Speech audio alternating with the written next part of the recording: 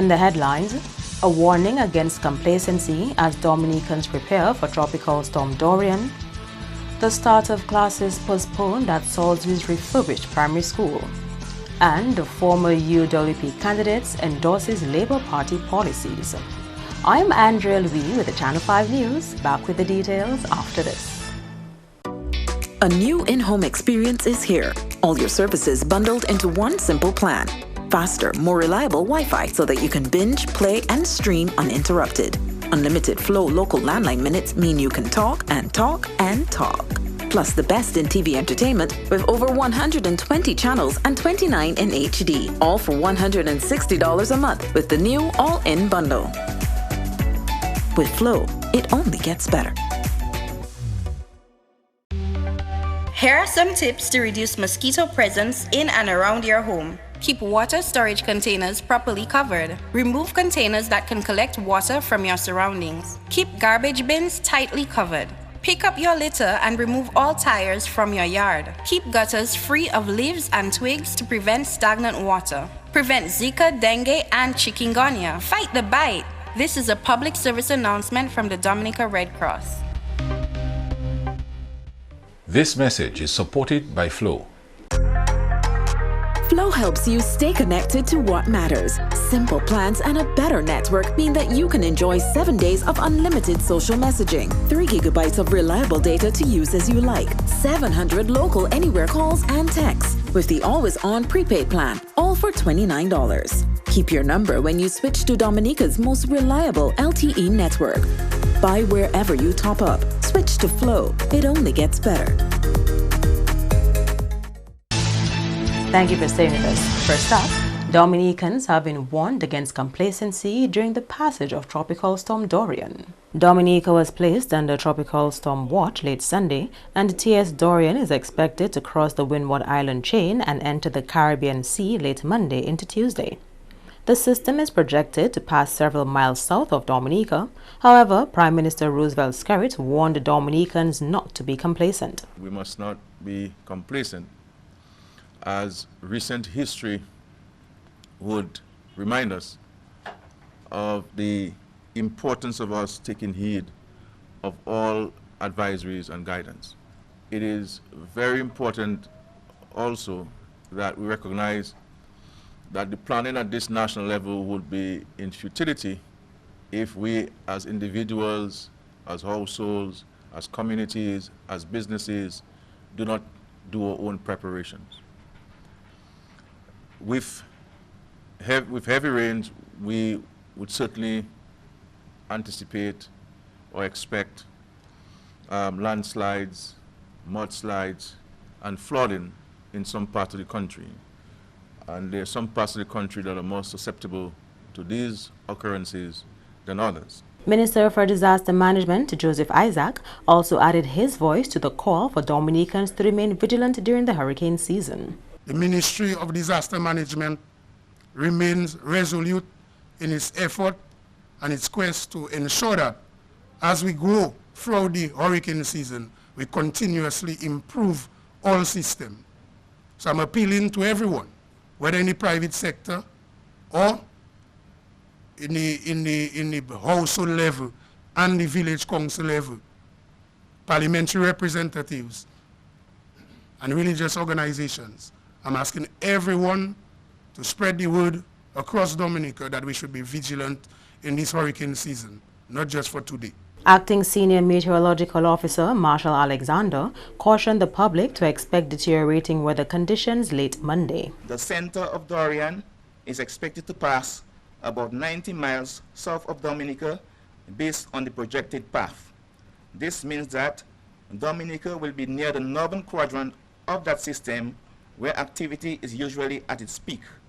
The public is therefore advised to make the necessary preparations for activity from Tropical Storm Dorian, expected to begin late tonight and continue into tomorrow. Coordinator at the Office of Disaster Management, Fitzroy Pascal, also had words of caution for the public. Long before the start of the season, persons must have been mindful of their checklists.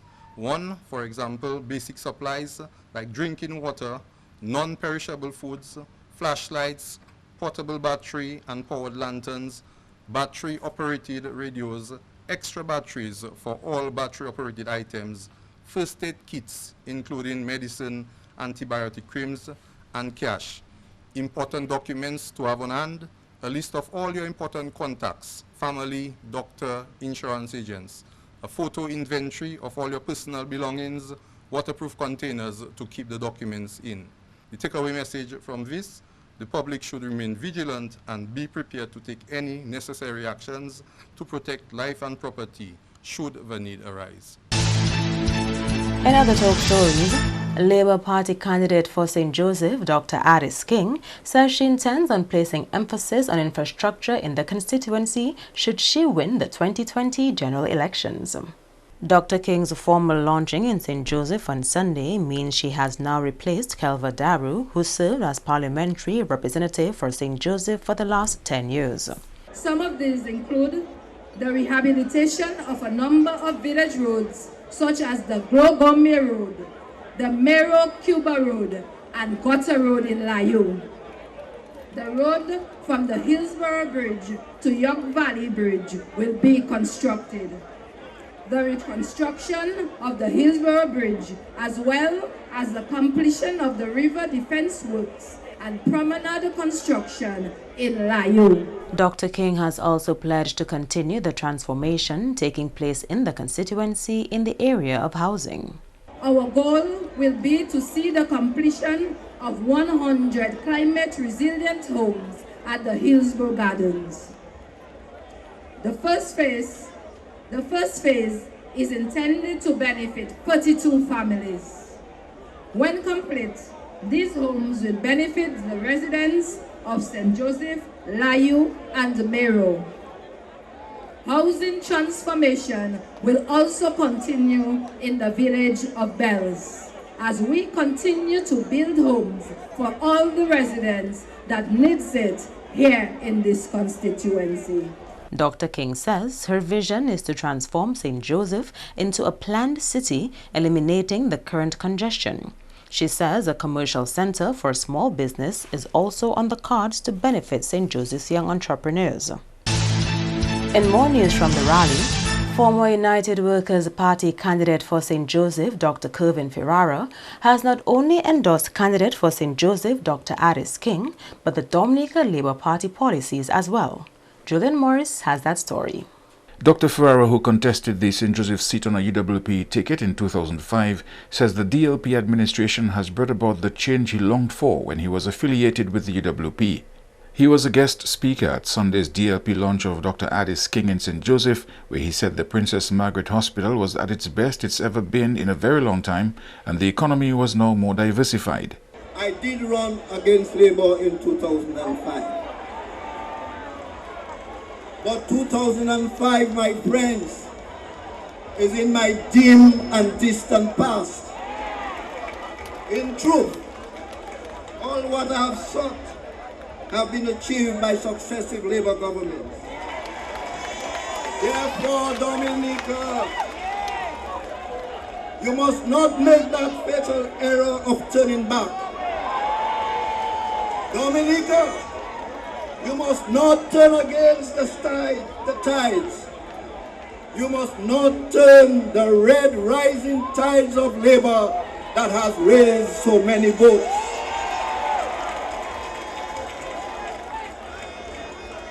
It should be obvious to you then that the Dr. Honorable Roosevelt Skerry must remain here to complete the job that is started.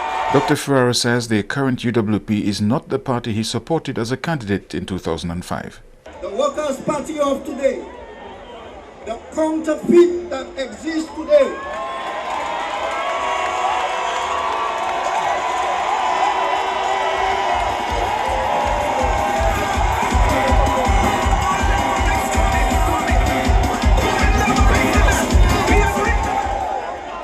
is a far cry from the party of 205. Simply said, brothers and sisters, Lennox Linton is no Edison James. I continue to be astonished by this irony. a party that calls itself workers. It is dominated by people who refuse to work. If you observe them, you will see that they are daydreaming. They are dreaming while wide awake, hoping that by some quirk of fate, they will get into government.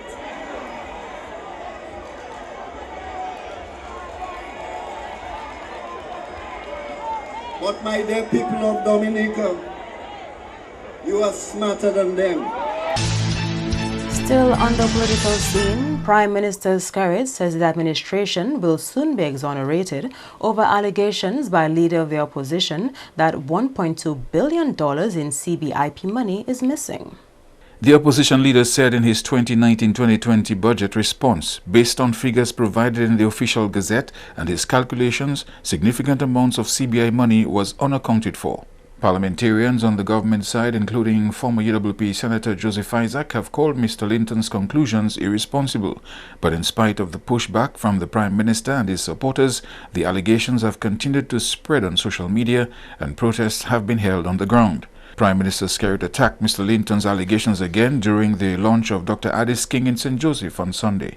As I said before, he is the chairman of the Public Accounts Committee, and he is well within his right to seek whatever accounting details he desires.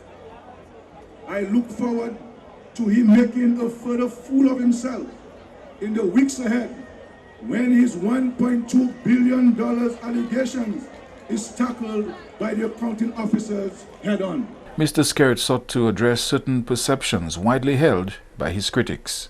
There seems to be people in the UWP who believe that ministers of government walk around with government checkbooks and with the combination to the safe and vaults of government. They speak as if the Prime Minister or Minister of Finance can walk into the Treasury and take money, or collude with someone to remove a stash of dough in the middle of the night. But make no mistake, this latest craze is being pushed by forces outside of Dominica.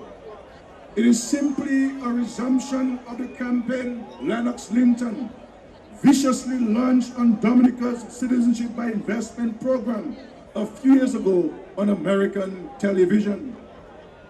In concert and in collaboration with his Switzerland-based financiers, Lennox Linton went on CBS and other international media and delivered a broadside on Dominica's CBI program.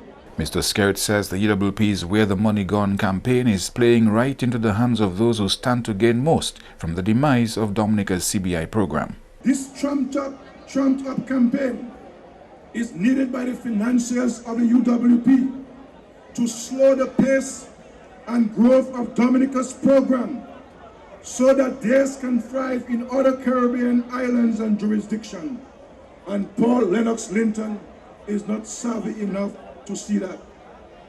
The Where the Money campaign is also, as I said before, a deliberate distraction by Lennox Linton to keep the UWP visible and relevant.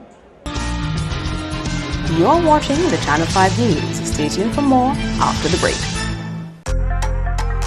Flow helps you stay connected to what matters. Simple plans and a better network mean that you can enjoy 7 days of unlimited social messaging, 3 gigabytes of reliable data to use as you like, 700 local anywhere calls and texts with the always-on prepaid plan, all for $29. Keep your number when you switch to Dominica's most reliable LTE network. Buy wherever you top up. Switch to Flow. It only gets better. Si ou ni maladi HIV et bien maladi sexuelle, si ou pas protéger corps là ou kane sexe avec plusieurs monde, ça kay mette la vie ou en gros danger. Ou ka expose tout partenaire au poison et que ça qui ka vini avec maladie. Servi yon condom chaque fois ou kane sexe. Changer qui est important pour découvrir maladie à bonheur ou ça vivre en bonne santé même si ou ni maladie HIV. Pour responsabilité, protéger corps et puis les autres. Examiner corps. Aider du bout si même maladie HIV et l'autre maladie sexuelle. Here are some tips to reduce mosquito presence in and around your home. Keep water storage containers properly covered. Remove containers that can collect water from your surroundings. Keep garbage bins tightly covered. Pick up your litter and remove all tires from your yard. Keep gutters free of leaves and twigs to prevent stagnant water. Prevent Zika, dengue, and chikungunya. Fight the bite. This is a public service announcement from the Dominica Red Cross. This message is supported by Flow. A new in-home experience is here. All your services bundled into one simple plan. Faster, more reliable Wi-Fi so that you can binge, play, and stream uninterrupted. Unlimited Flow local landline minutes mean you can talk and talk and talk. Plus the best in TV entertainment with over 120 channels and 29 in HD. All for $160 a month with the new all-in bundle. With Flow, it only gets better. Welcome back. A delayed start to classes at Salisbury's refurbished primary school. Julian Morris has more. The Salisbury Primary School is among several that were damaged by Hurricane Maria almost 2 years ago. Currently, renovation works are being undertaken by a team of Cuban engineers along with local and Haitian nationals. Earlier this year, it was announced that the renovated building will be ready for the start of the 2019-2020 school year in September. However, during a recent visit to the area, it turns out the school will be ready later than was initially planned. The plan was to have the school reopened for September, but due to delays with material and so on, it has been moved to opening in January. When the school year ended, there was approximately 148 students. I cannot say to the number it would be in the new academic year. Presently, the school is being housed in two churches, the Gospel Mission and the Christian Assemblies, and they will continue there up to January. There are two buildings on the compound. One will be used to house classrooms, while the other will consist of a canteen and an auditorium. The roof for the second building is almost completed, and the roof for the first building is completed, and they're going to move to painting, ceiling and electricals, and plumbing. There are some areas where they strengthen the foundations, where they dug and they added concrete and steel to the foundation to make it much stronger, and they reinforced the roof as well, and the blocks that were laid, they cast the top of it, making it stronger, and joined it with the steel frame building. And they use bigger blocks, they use 8-inch blocks this time, and they fully cause, making it much harder and stronger. Meantime, Member of Parliament for the Salisbury constituency, Hector John, is disappointed at the delay on the project. The school building, I'm very disappointed in how it's been done in terms of you have two school buildings up there. You needed one to house the students. You started both. You said that you're going to school children will go back to school in September at the school buildings. Now we are in January. You know, and you need to put them in a environment for learning, conducive environment for learning. We have a lot of concerns with what is being done right now in terms of the structure, how they limit the amount of ventilation within the classrooms. You know, so we have some challenges up there, and we have been raising them, and I'm hoping that somebody will hear us, you know, the people of Salisbury, that you don't do things for people. Now I repeat it, you do things with people. We are the stakeholders. We know our community. Work with us. Chairman of Dominica's Reparations Committee has welcomed news of a €20 million memorandum of understanding signed between the University of the West Indies and the University of Glasgow. The MOU, signed last month, will lead to the establishment of the Glasgow Caribbean Centre for Development Research. The centre will lead research to promote development initiatives to be jointly undertaken with the UE over the next 2 decades. Damian Dublin, who chairs the local reparations committee, has commended this move by the University of Glasgow. Why it's so significant to us, because probably that's the first time in our region that we have gotten that kind of commitment and acceptance for reparatory justice. We know that the Jews got reparations in Kenya. There was a landmark case with a particular tribe, the Maus. They got reparations, and in various other areas. So for us in the Caribbean is a big thing, and to us we watch that as the opening of more and better things to come. So we just have to keep on pressing, and that is a good impetus to just get things rolling better. While the move by the University of Glasgow is being applauded by the Reparations Committee, there is a more significant step it would like to see be taken by former colonial masters. One of the key things is seeking a formal apology from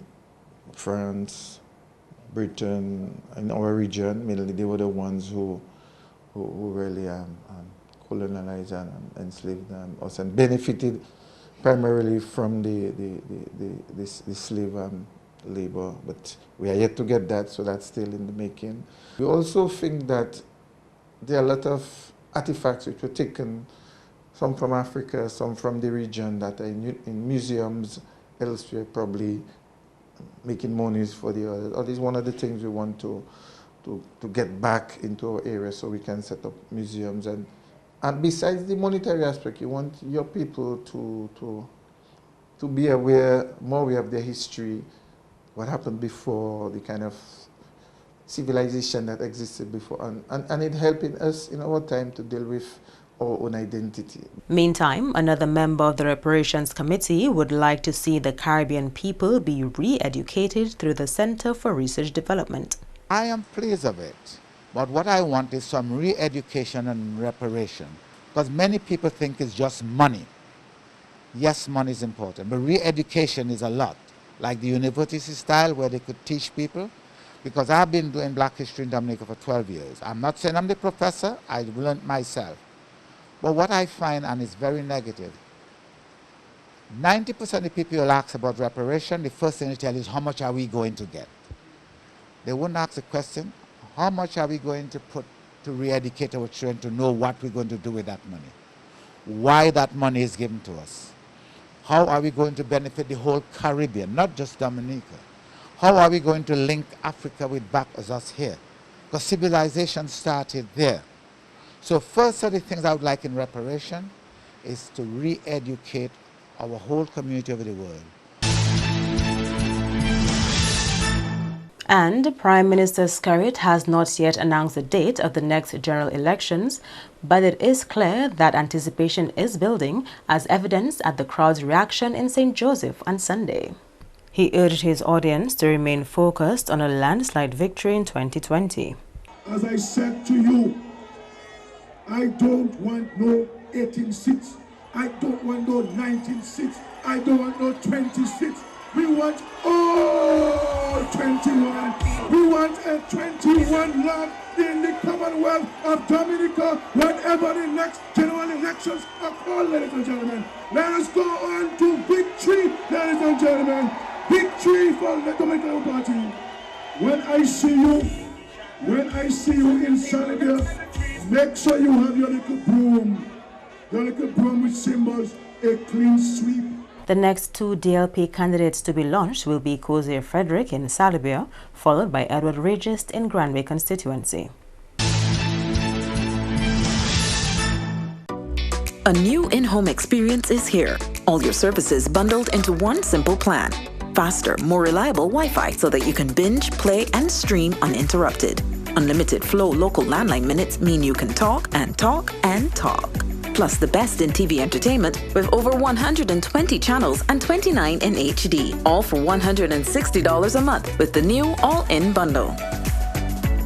With Flow, it only gets better. Here are some tips to reduce mosquito presence in and around your home. Keep water storage containers properly covered. Remove containers that can collect water from your surroundings. Keep garbage bins tightly covered. Pick up your litter and remove all tires from your yard. Keep gutters free of leaves and twigs to prevent stagnant water. Prevent Zika, dengue, and chikungunya. Fight the bite. This is a public service announcement from the Dominica Red Cross. This message is supported by Flow. Flow helps you stay connected to what matters. Simple plans and a better network mean that you can enjoy 7 days of unlimited social messaging, 3 gigabytes of reliable data to use as you like, 700 local anywhere calls and texts, with the always-on prepaid plan, all for $29. Keep your number when you switch to Dominica's most reliable LTE network. Buy wherever you top up. Switch to Flow. It only gets better.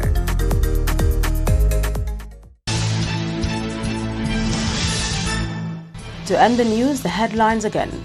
A warning against complacency as Dominicans prepare for Tropical Storm Dorian.